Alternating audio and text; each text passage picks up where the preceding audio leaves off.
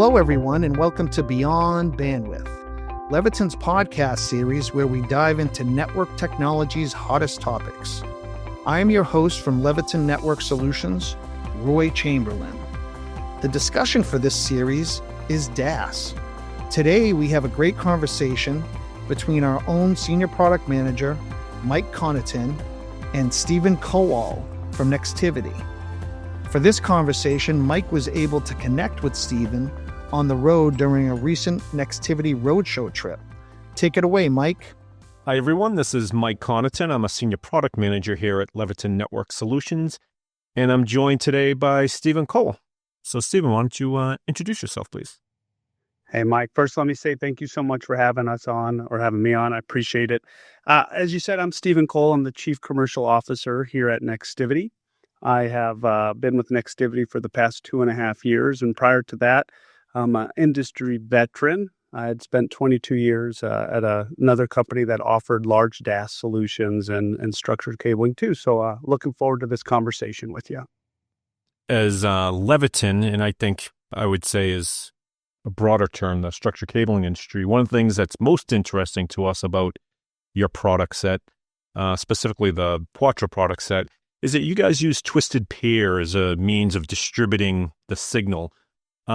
What led you guys to that, and what do you see as the advantage of using twisted pair?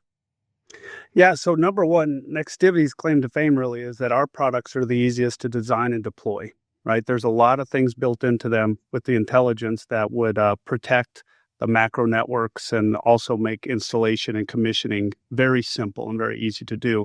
And if you think about that as being our, core value of being easy to deploy, structured cabling is really the way to go. Like a lot of DAS systems out there would use big traditional half-inch coaxial cable to deploy their transmission throughout the building. Our Quattro system actually uses structured cabling or UTP cabling to deploy from the network unit to the coverage unit. The great thing about that is we're able to transmit not only our RF signals digitally, but we can also get power out to our coverage units. So we don't require remote power. We drive all that from the central unit over structured cabling. And, additionally, when you go ahead and you do things digitally, so we take the RF signal in, we digitize it, we put it out over category cabling, bring it back to our coverage unit and put it back into RF. That connection over the structured cabling is lossless, right? So you don't have to build in a loss calculation there. So we can get from the power source way out into the building, and we can do that without introducing loss into the connection, which just allows you to have better coverage areas, bigger coverage footprint, more power out that way. So, real committed to that. And then additionally, we know that sometimes you have to go further than perhaps the standards around category cabling allow. So we also have some fiber-based products, which allow us to go up to 2 kilometers from the power source. And so, to us, structured cabling was just the perfect transmission media. Yeah, I know one of the things that we have, it's almost a design philosophy as opposed to a product per se, but we call it ULAN, the utility LAN. And the premise behind that is that structured cabling is more than just connecting PCs. That was what it was originally for, sending Ethernet packets from point A to point B. But that used to mean it was your phone, it was your laptop. But more and more, Ethernet is so easy to deploy in so many things that we're seeing this, growth of all kinds of smart building applications that can use structured cabling. And for us, to a certain extent, DAS is just another one of those applications where you have the structured cabling in. Now you have a couple of devices that you need to get to talk to each other across that. And, Nextivity with the Quattro system brings DAS into that same model, basically.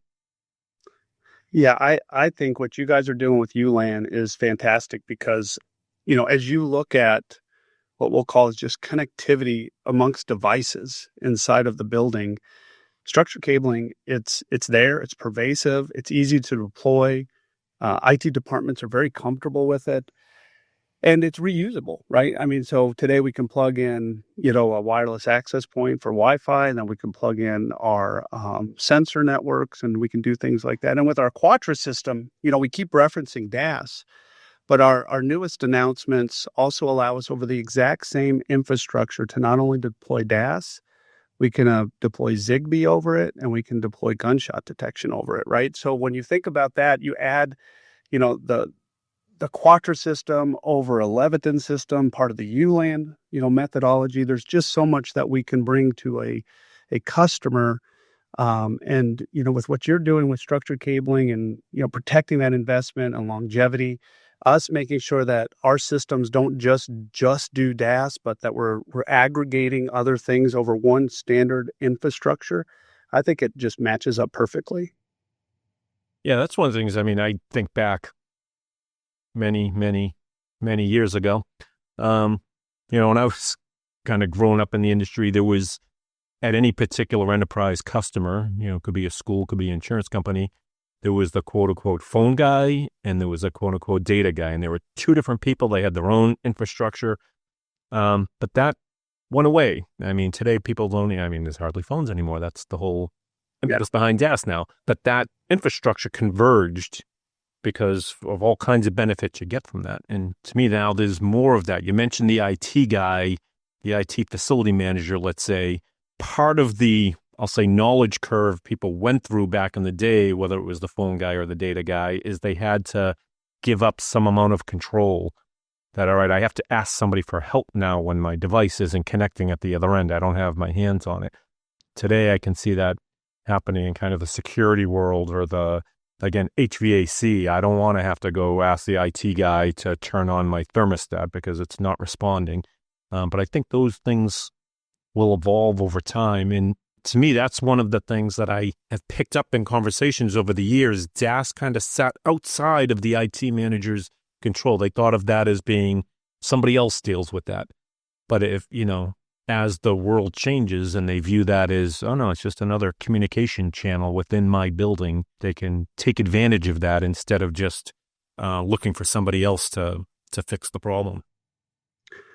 We've seen that, right? Traditionally, it was a facilities manager responsible for DAS, and that would be because the tenant or the person in the building was dissatisfied with their coverage. Or it was that perhaps the facility manager, who was also responsible for occupant safety, they cared about being able to make a 911 call, right? So it sat over with the facilities manager. It's like deja vu all over again, right? Here we go.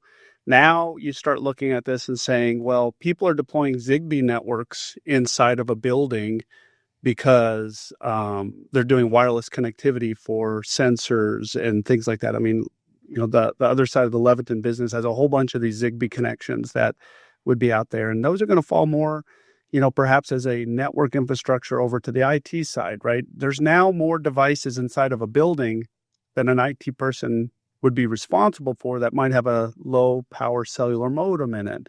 And so now these two worlds are coming together again. And, that's why I think the way we deploy DAS, being able to support Zigbee, being able to support, occupancy safety and gunshot detection and all of that stuff over a structured cabling solution, our solution lends itself to becoming more cohesive, more collaborative, and really collapsed into a single infrastructure. And, again, as you pitch with your ULAN, it's better to be able to do more with fewer items, right? And that's what, we're trying to do also. Yeah, I think it also kind of streamlines the kind of specification per the go-to-market process. So whether it's a salesperson or a consultant or a distributor, you have these same groups of people now that help support that whole ecosystem, to get all of these various devices hooked up. Because, you can imagine we have our own little space in the world. The IT manager is worried about everything else, not just the IT manager, but the end user in general. They've got all kinds of other priorities in front of them by simplifying different aspects of how they can deploy pieces of technology. Hopefully, anyways, it's making their life easier. Yeah, absolutely. I agree 100%. I mean, that's the part I see, because over the years, DAS is not new. Certainly, it's been around for, I don't even know how many years, certainly 10 or 15, probably 20, as long as cell phones have been around anyways. But it's fairly recently that it's been talked about kind of in the Bixby community. And I think of Bixby as being, from a structured cabling, that's our world. as it makes more sense to the Bixby community and how to use it, how to deploy it, how to specify it, how to use it properly. All those things I think is gonna help drive that market. Well, I think it's on manufacturers to recognize where influence, can be had and where customers are going to solve problems. And so when we look at the low voltage community, or what you'll say is the Bixby installer community, for us, it was very obvious that we're the perfect fit for them. And, working with you and all of your integrators, we have found a real sweet spot. And when you look at the way a project happens, the low voltage community is in very early, right? They're specifying conduits and pathways and fiber runs and things like that. And at that moment, you can start talking about cellular coverage and public safety and these types of things that are going to be required in the building. And sometimes historically, DAS was an afterthought, right? Public safety is sometimes a requirement in certain communities where they have to put it in to get a certificate of occupancy. But the DAS was sometimes an afterthought. It was, hey, now that the building's built, we used low-E glass, or we built a data center and it's like a vault and you can't get any connections in. And we had to go back and put this in after the fact, right?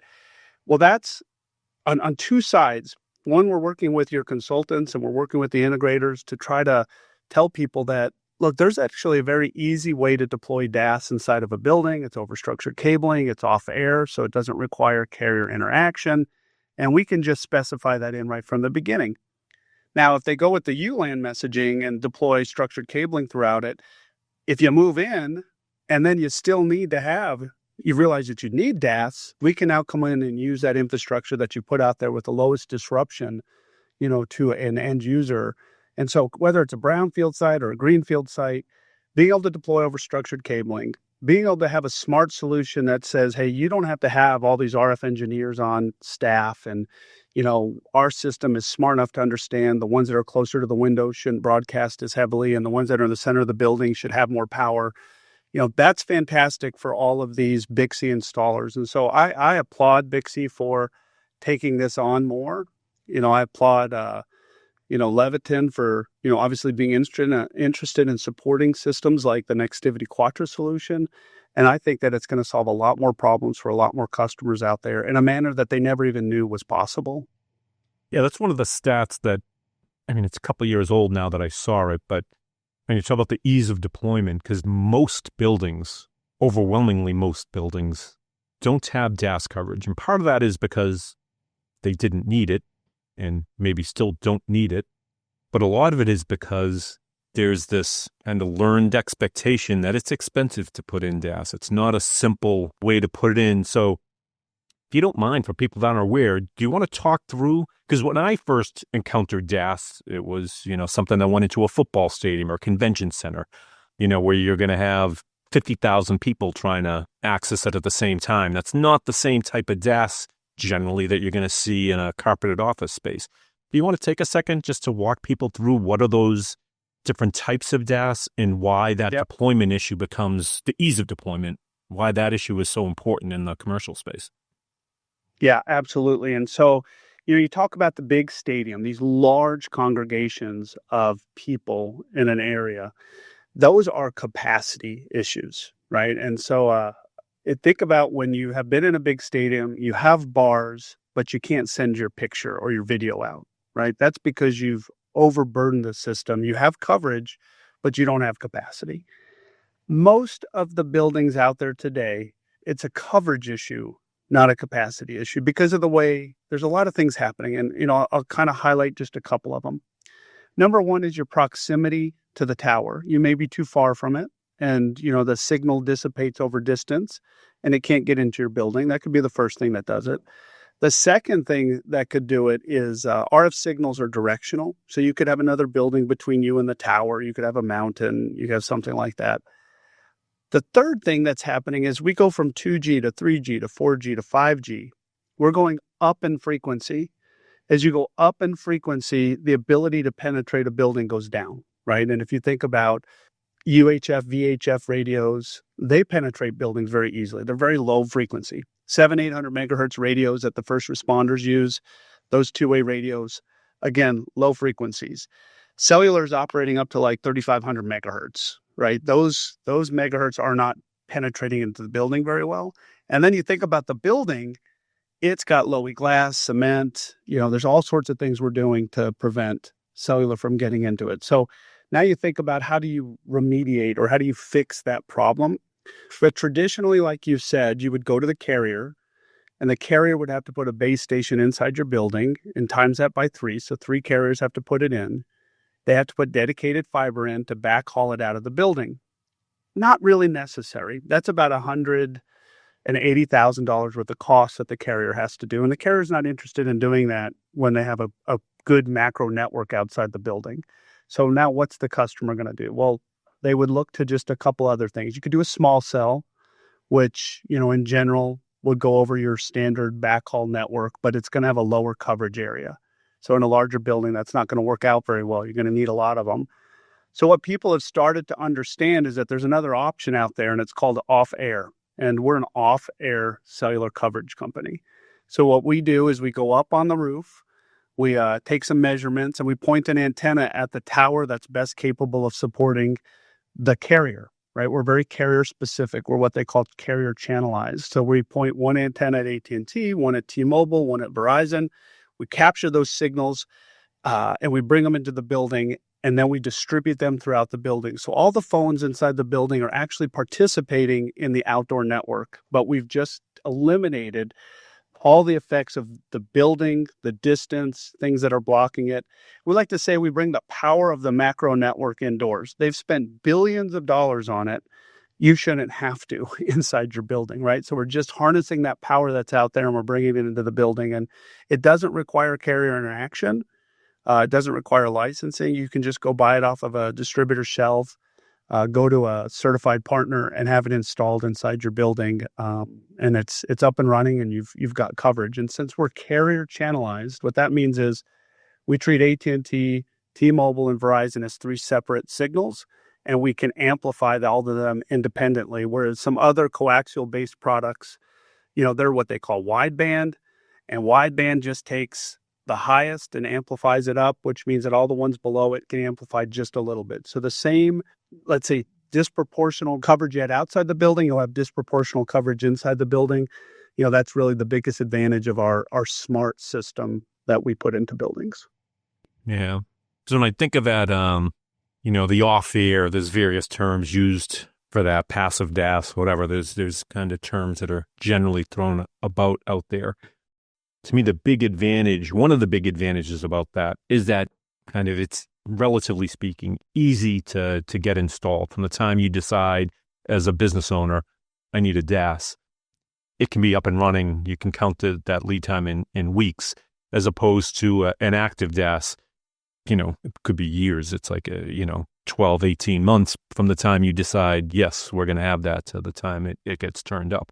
So that kind of availability piece makes it so much easier. Because that's the other thing I see is, it's hard to watch TV today without seeing commercials on 5G, this promise of, the reasons you would use it and why you would use it. So I can see business owners kind of driving to say, all right, I got to have access to that. I mean, my employees not having cell phone access, even though it's more than just cell phones, that becomes a business imperative. I need my people to be able to communicate on the carrier that we're using, whether it's my employees or customers or other people in my building. Having access is important today. Mike, I think you talked about the duration of time it would take to deploy a legacy DAS system or a carrier-based DAS system. The second thing that you got to think of there is, will the carriers even fund it, right? They're right now spending so much money on trying to have that 5G coverage outdoors. They're spending that there. There's not unlimited capital there. And so, that burden is falling more and more on the enterprise to pay for their own systems. And when you look at that, our system is the most economical, as far as how we deploy over category cable, the fact that you don't need to have the carrier base station, the fact that we're using all the investment outside the building to bring it inside the building. So, that's there. And then, like you said, there's a lot of drivers inside of a building to say that you should have a neutral host carrier system. So all carriers inside the building and the availability, whether you're a vendor, a customer, or an employee. But also think about this. We are still in that process of convincing people that coming back to the office is okay, right? Post the COVID time, right? And so what happens when someone comes into the office and they've been used to being connected to their friends and their family and their pet and all this, and they can't get to the monitoring system because they don't have cellular service or they don't get the text from their mom and their friends? We all have to think about it. Creates a better environment inside of a building. And then, unfortunately, public safety, it starts with being able to make a 911 call. And, if you think about like these big data centers, the hyperscale data centers out there, there's not many people in those buildings, but sometimes things happen and you got to be able to get help. And, there's no cellular signal in a lot of these big data centers, and being able to call out is not only important for them to be able to, from a safety perspective, but when you have a vendor come in to fix something inside of a data center that's imperative to them making money, they are sometimes have to call back and get some help from their central office. If you don't provide your vendors access, you're not going to get the best service either. So I could just keep taking you through retail, right? You're inside of a retailer, your in-store applications, QR codes, POS backup. All these things are cellular based. So it's an exciting time to be in the DAS or the cellular world, because it's every time you turn around, there's some new application driving the need for connectivity to your personal device or to your work device. And it's, cellular is really the easiest way to go. Yeah, retail's a big one. I know for me at home, there's a couple of supermarkets that I know specifically have put in DAS systems. And it's, again, something when you're kind of in the weeds a little bit, you can tell what that thing is up in the ceiling where, most people don't really know what that thing is. They don't care. But you could see the improvement. I mean, it was impossible to get. And it wasn't so much for me then a phone call. It was more a price check or texting with my wife, like which of these things am I supposed to get? When you were in the back of the store, it was a hopeless, like it wasn't going to work. And now it's, significantly better. So I can imagine for those guys, it's that customer experience, kind of that soft reason as opposed to maybe even a hard business reason, or that's just a gravy on top type effect. Well, there are some stats around this. Big box retailers, especially in the electronics, have found that a person on average will spend about $400 more if they can do their own research. And the bad part, Mike, is I'm a statistic in this manner. I recently needed a new TV. I went into Costco. I didn't realize that I went there because they had a TV on sale for $999, and I was going to go pick it up.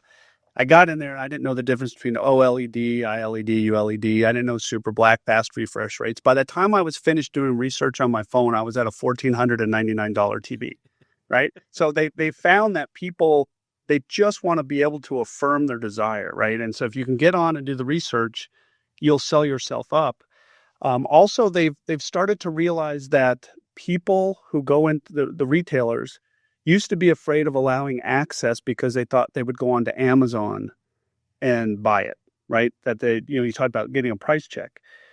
Well, what they found is people are actually willing to pay a little bit more to pick it up and leave with it that day. And so just as long as they can get online and see that it's in the ballpark and that they're just not getting ripped off, right? They will make that expense. And so, they found that they'll confirm expenses or sales, and then also the impulse buy, right? Where you could go home and do the research. If you go home, they're going to order it online. If you keep them in the store and you allow them access to the data in the store, they're more likely to leave with it from the store. And, that's a fantastic thing for cellular coverage, because if you don't have it, you're going to leave and go do the research somewhere else. Yeah, that's true.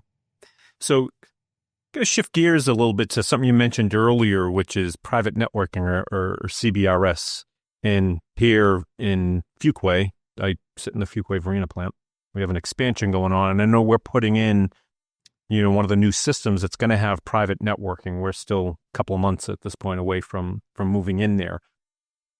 But I want you to talk about that a little bit. Like, what are the use cases for that, and what's different about the way Nextivity is bringing that to market versus other ways people might implement private networking? That's a great question. Just to talk about CBRS, first let me talk about what it is. So the government went out and grabbed some spectrum, and they did an auction, and they issued out PAL licenses to enterprises. So people like Chevron, Amazon, they bought these licenses that would allow them to rebroadcast their own cellular network. Now, people like Chevron are using this on their refineries, and they're using it for security, quality control, things like that. Because cellular versus Wi-Fi, cellular operates at a higher frequency, so it's less susceptible to interference.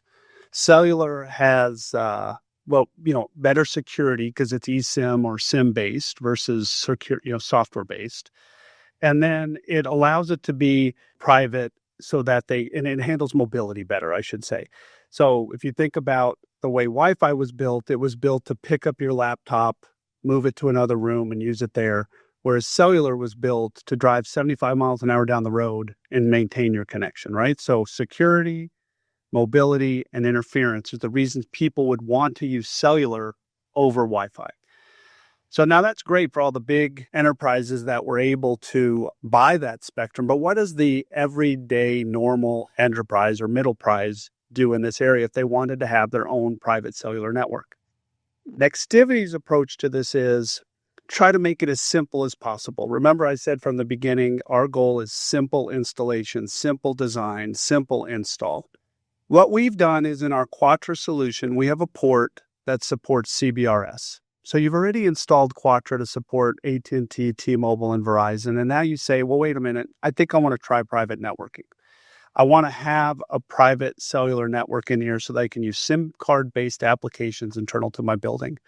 What we do with Harmony is we bring in the small cell, we do the SaaS registration, we give you the SIM cards, and you're up and running. We just plug another cable into our Quatra system, and it's deployed over the same exact infrastructure that you put out there for cellular.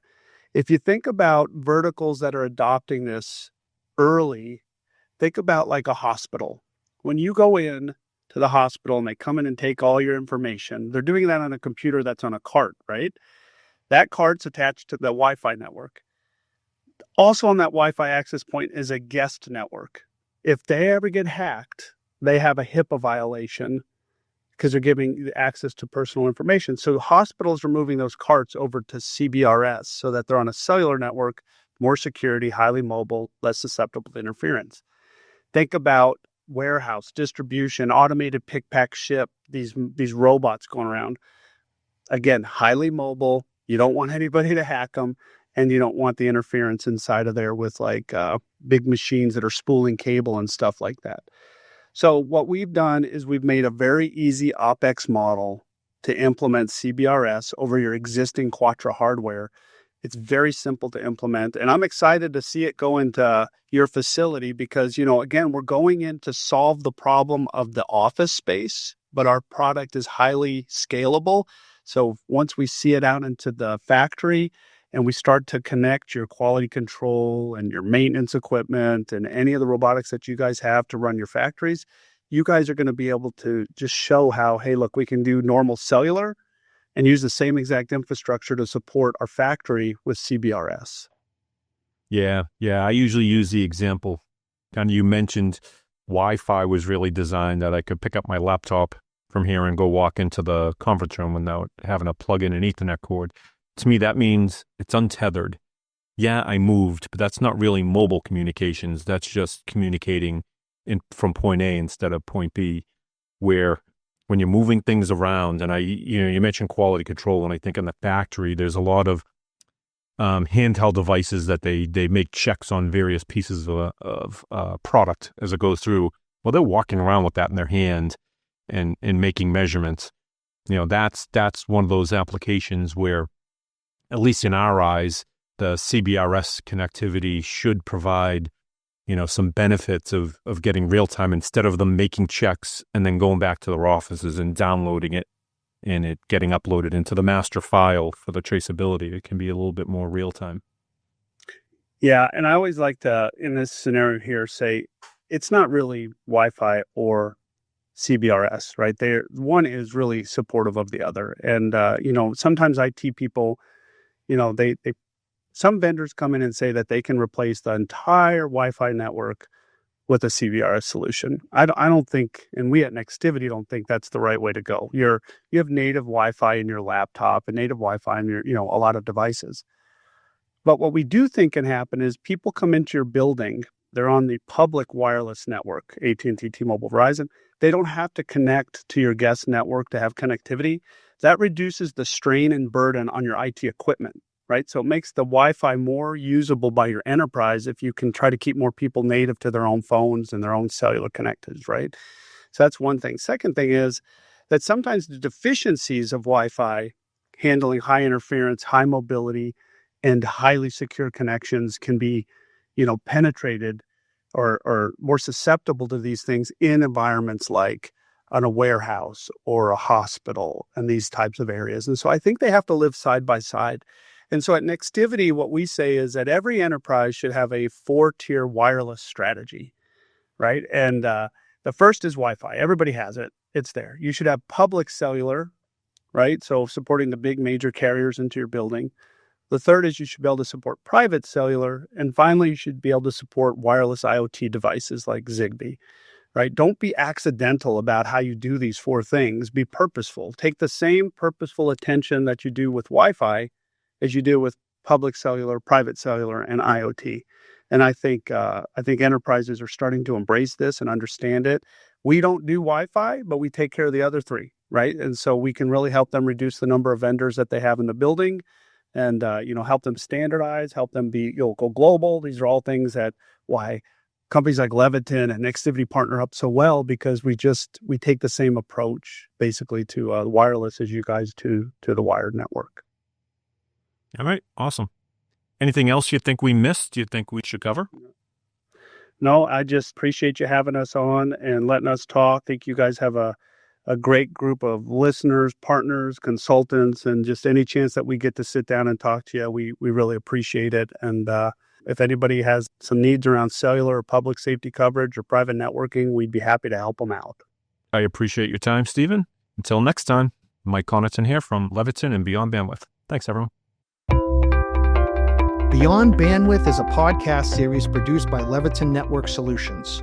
For more information on the topics we talked about today, as well as other enterprise or data center network infrastructure content, or to check out all available episodes of Beyond Bandwidth, visit us on the web at leviton.com/beyondbandwidth, or wherever you normally listen to podcasts.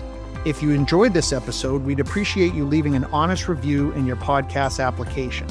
Along with word of mouth, leaving a review will help others find our show. I'm Roy Chamberlain, and this was Beyond Bandwidth. Until next time.